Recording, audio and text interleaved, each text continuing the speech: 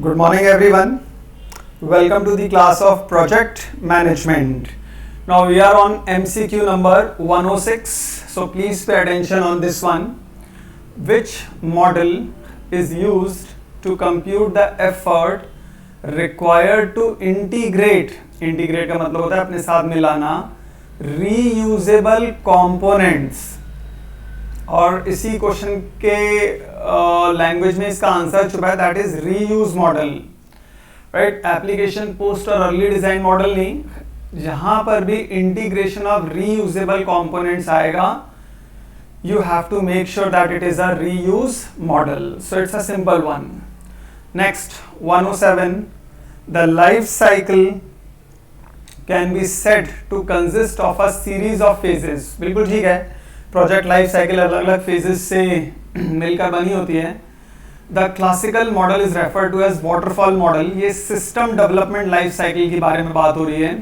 विच phase में be defined as the concept is explored, refined and the clients requirements are एलिसिटेड.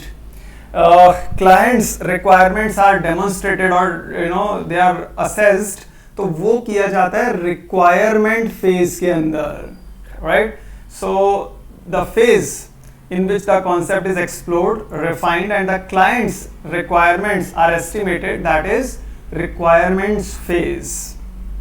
Next, 108, which technique is applicable when other projects in the same analogy application domain have been completed. तो इसी question में इसका भी answer है. Analogy application में estimation bye analogy आएगा. अब ये एनालॉजी का मतलब क्या होता है? इसका मतलब होता है comparison of similar projects of similar stature. तो जहां पर भी कंपैरिजन होता है उस कंपैरिजन बेस्ड एप्लीकेशन के अंदर जो एस्टिमेशन होता है वो भी एनालॉजी से ही होता है. So analogy is basically the comparison of similar projects. ये याद रखना है आपको. Next, 109, which model assumes that system are created from reusable components, scripting और database programming. अब आपको यह ध्यान रखना है कि systems are created, ये creation के बारे में बात हो रही है. तो जहां पर भी creation होगा components का scripting database programming में, that is called as an application composition model. Composition का मतलब ही होता है creation of systems, creation of application, उनको एमलगेट करना. तो अर्ली डिजाइन और रीयूज नहीं, रीयूज मॉडल आपको ध्यान रखना है.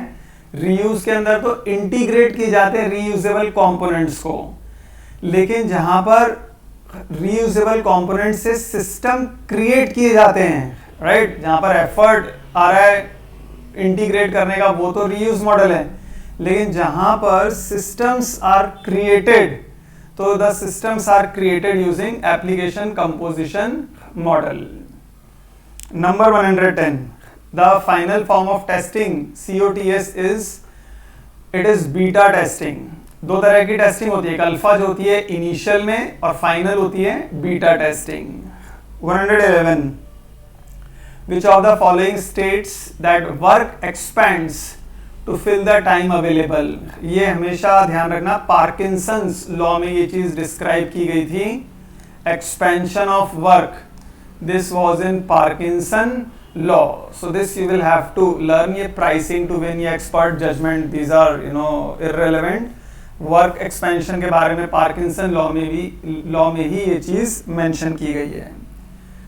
The individual or organization who wants a product to be developed is called as client. आप बनाई प्रोजेक्ट अपने क्लाइंट के लिए ले रहे हैं, तो जैसा वो प्रोजेक्ट चाह रहा है, जैसा वो प्रोडक्ट चाह रहा है, वैसा ही उसके अनुसार ही आप अपने प्रोडक्ट को डेवलप करेंगे.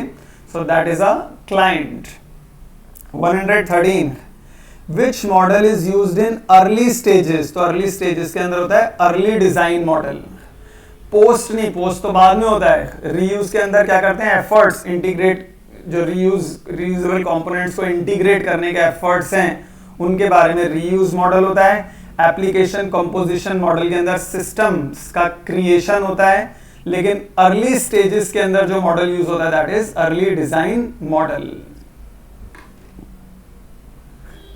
114 Which of the following items should be included in the project management plan? Project management plan में इनमें से कौन से पॉइंट्स आने चाहिए? टेक्निक्स एंड केस टूल्स बिल्कुल आने चाहिए, detail schedule, budgets, resource allocations भी आने चाहिए और लाइफ साइकिल भी आनी चाहिए। So all of the above. Project management plan में सारी चीजें आती हैं, techniques, tools, schedules, budgets, resource allocations and life cycle model. Number 115. In the maintenance phase, the product must be tested against previous test cases, that is regression. Regression जो testing है, it is based on past data. उसके accordingly जो product है उसको test किया जाता है। सो it is, जब भी कभी प्रीवियस टेस्ट केसेस के बारे में डिस्कस की जाएगी तो समझ जाइएगा रिग्रेशन टेस्टिंग के बारे में बात हो रही है। 116 which property of the rapid prototype is not important? Speed with which it can be developed बहुत इंपॉर्टेंट है, speed with which it can be modified is also important, its ability to determine the clients real needs, ये rapid prototype की property नहीं है, आपको याद रखना है। बाकी सारी तो प्रॉपर्टी हैं, insights, you know, they are also the various properties of rapid prototype, लेकिन ability to determine the clients real needs ये नहीं है। ये अलग सिस्टम के थ्रू जो असेसमेंट स्टेज है उसमें किया जाता है। रैपिड प्रोटोटाइप में स्पीड और इनसाइट्स उन पे फोकस किया जाता है। 117 an example of the risk is कि पर्सोनेल में रिजाइन, ये भी रिस्क हो सकता है। मैन्युफैक्चरर ऑफ कंपोनेंट्स में गो बैंकरप्ट, ये भी हो सकता है। टेक्नोलॉजी में render the product obsolete and competition, ये सारे ही रिस्क हैं। So the right answer is all of the above. The degree of interaction between two modules, it is called as coupling. The degree of interaction, choice है नहीं, cohesion, strength, inheritance. The degree of interaction between two modules is known as coupling. coupling की definition ध्यान रखिएगा, C तक है, maybe it is on the next page. Yes. So fourth is the right answer. coupling का definition ध्यान रखना है आपको. It is the degree of interaction between two modules, दो अलग अलग मॉड्यूल्स के बीच में जो इंटरैक्शन है वो कपलिंग। कपलिंग जो वर्ड है वो कपल से बना है, कपल का मतलब है टू, राइट? तो do not think on the other side, think, come back to project management. Coupling is basically related to the interaction between two modules. Next 119 the relationship between a derived class and base class. तो base से जब आगे चलकर derive किया जाता है उसको बोला जाता है inheritance. inheritance का मतलब ये है कि derived, ये तो है base class base और ये है derived, तो derived और base के बीच में जो relationship है वो inheritance से आती है। जैसे parents से जो kids होते हैं, they also inherit some properties. So whenever we are talking about relationship between derived and base class, it is always referring to inheritance. 120 Myers identified 7 levels of cohesion. He was an expert in project management. Which level of cohesion may be defined as follows: the output from one element in the component serves as input for the other element, that is called as communicational. एक जो phase का एक element का output है वो अगले phase का input बनता है। तो अगर आप लोगों ने बैलेंसिंग प्रोजेक्ट के वीडियोस देखे हो, ring spinning frame, draw frame, right, you have so many frames in that, blow room, carding machine, drawing frame, तो वहां पर एक एलिमेंट का आउटपुट जो है वो अगले एलिमेंट के लिए इनपुट सर्व करता है। और इस लेवल को, इस लेवल का जो एक तरह से ये इंटीग्रेशन है, इसको बोला जाता है communicational cohesion. 121, a design is said to be good design if the components are strongly coupled, no, strongly cohesive। Cohesive का मतलब होता है आपस में एक दूसरे से बहुत स्ट्रांगली जुड़े हुए हैं, एंड वीकली कपल्ड, राइट। तो डिजाइन अच्छा तब है जब कंपोनेंट्स सारे आपस में एक दूसरे से स्ट्रांगली जुड़े हैं और कपलिंग उनके बीच में वीक है, मतलब पूरे सारे एक साथ तो अच्छे से जुड़े हुए होने चाहिए, लेकिन जो पेयर्स हैं उनमें जो कपलिंग है वो वीक रहनी चाहिए। तो strongly cohesive and weekly coupled, this should be the feature of a good design, right. तो ग्रुप भी तभी स्ट्रांग अच्छा रहता है जब उसमें कपल्स कम हो और बाकी सारे टीम मेंबर्स आपस में अच्छे से जुड़े हुए हों, right. So there should be a good group जहाँ पर सबका अच्छे से एक दूसरे के साथ रिलेशन बढ़िया है। So it should be devoid of couples, you know, there should be relationship between all the elements, all the components, so that is, you know, strongly cohesive, सब आपस में एक दूसरे से अच्छे से जुड़े हुए हों, and weakly coupled। 122, if a control switch is passed as an argument, this is an example of control coupling। Control की बात हो, कंट्रोल तो कंट्रोल कपलिंग ही वहां पर यूज किया जाता है। Number 123, which of the following is a type of abstraction. Abstraction का मतलब होता है इनमें से कौन सी चीज ऐसी है जहां पर थोड़ा सा अलग हटकर स्टेप्स फॉलो किए जाते हैं, डेटा में भी, प्रोसीजर्स में भी और इटरेशन में। So all of the above.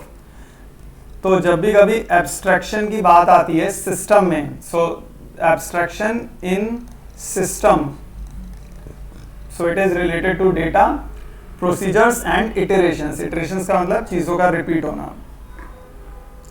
Number 124, in the classical chief programmer team approach, तो ये काफी पहले की एक टीम अप्रोच रही है जो आजकल आउटडेटेड हो गई है, लेकिन फिर भी the team member responsible for maintaining the detailed design and coding is individual coder। ये जो individual coder जिसको कि प्रोग्रामर भी बोला जाता है, वो ही रिस्पॉन्सिबल होता था for maintaining the detailed design and coding, right। Chief programmer नहीं रिस्पॉन्सिबल होता था, you know, the team member responsible for maintaining। Chief programmer जो था उसका जो मेन टास्क होता था वो होता था डेवलप करना, लेकिन मेंटेन करने के लिए इंडिविजुअल कोडर या प्रोग्रामर की ही रिक्वायरमेंट होती है।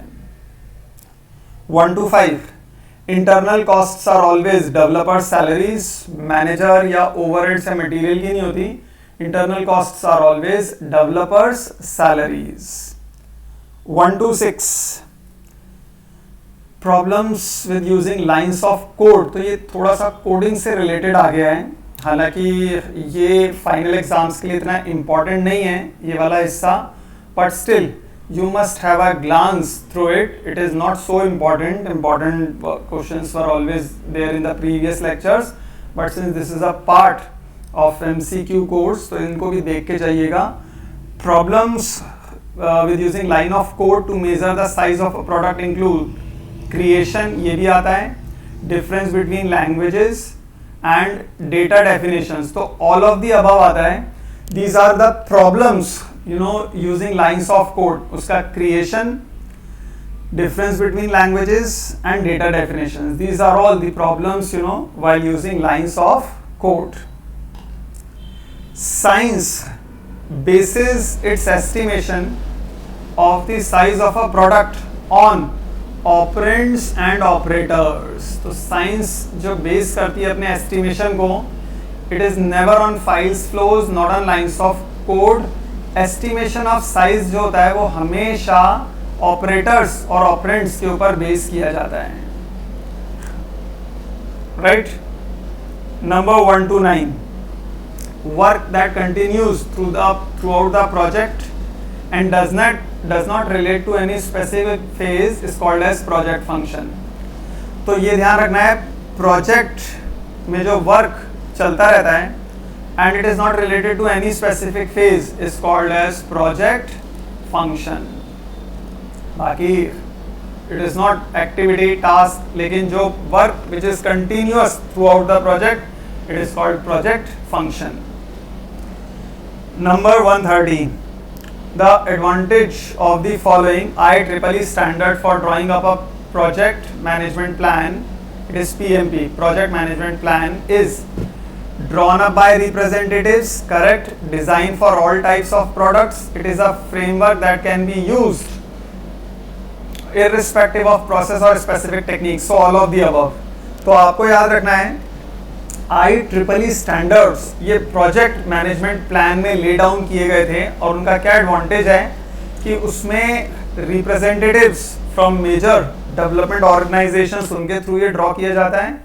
It is design for all types of products and it is a framework जो ज़रूरी नहीं किसी स्पेसिफिक मॉडल के लिए यूज हो, ब्रॉड और जनरल प्रोसेसेस और जनरल मॉडल्स के लिए यूज किया जाता है.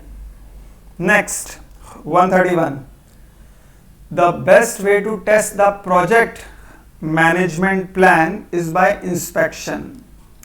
Test करना है मतलब it is done by using inspection. No simulation, no compilation, no debugging. It's always by inspection.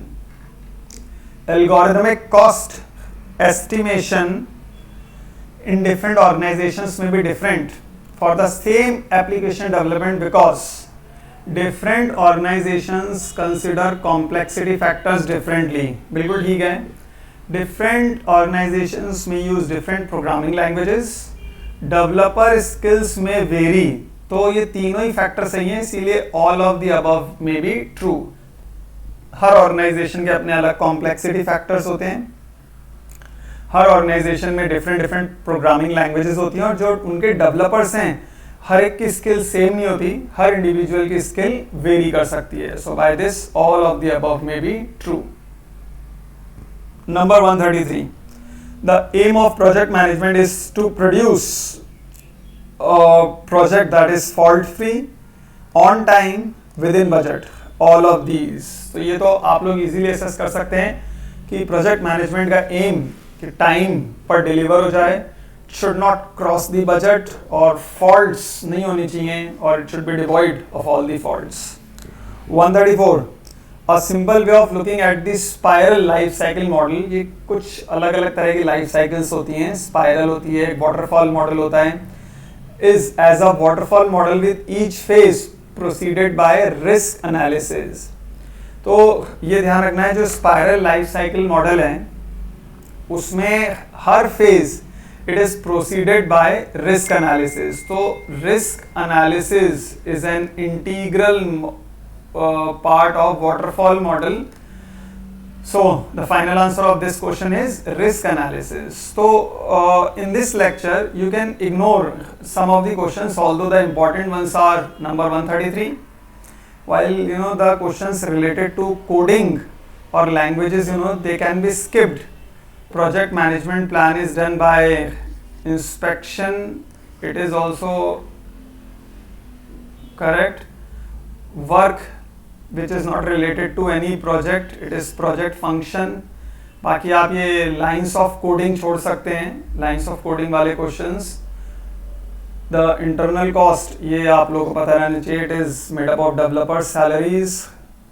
Then you can skip detail design coding. Design के बारे में आप देख सकते हैं Myers he was an expert in project management. Inheritance is also important. मतलब जो circle कर रहे हैं वो तो एक बार अच्छे से देख ही लेना, 2 बार देख लेना. बाकी जो सर्कल नहीं किए हैं वो आप एक ही बार देख के जा सकते हैं. It's also good one. और रिग्रेशन प्रीवियस वाला ये भी ठीक है. अर्ली 113 एंड 114 इंडिविजुअल ये भी ठीक है. This particular lecture has got many questions on coding. So coding part and the language part is not in the syllabus. उनमें से आपको वो क्वेश्चंस स्किप करवा रहे हैं, हालांकि आप ये अल्फा और बीटा टेस्टिंग के बारे में ज़रूर ध्यान रखिएगा, और एनालॉजी के बारे में भी, लाइफ साइकिल, और राइट। सो जो भी सर्कल किए हैं they are to be revised twice, बाकी तो जो क्वेश्चंस है वो आप एक एक बार देख के जा सकते हैं, right. So we come to an end of this lecture. Kindly do have a look at those questions which I have circled. So do look them, do revise them twice. बाकी के questions आप एक बार देख के जा सकते हैं. So looking forward to the next slide in project management. I hope you are revising all the topics of project management. तो उनको revise करते रहिएगा. Important part cover हो चुके हैं. जो full कोर्स वीडियोस हैं उनके फॉर्मूलेज ज़रूर एक पेज पे लिख लीजिएगा, आप वो फॉर्मूले आ सकते हैं, right. So we stop over today and will continue with project management in our next lecture.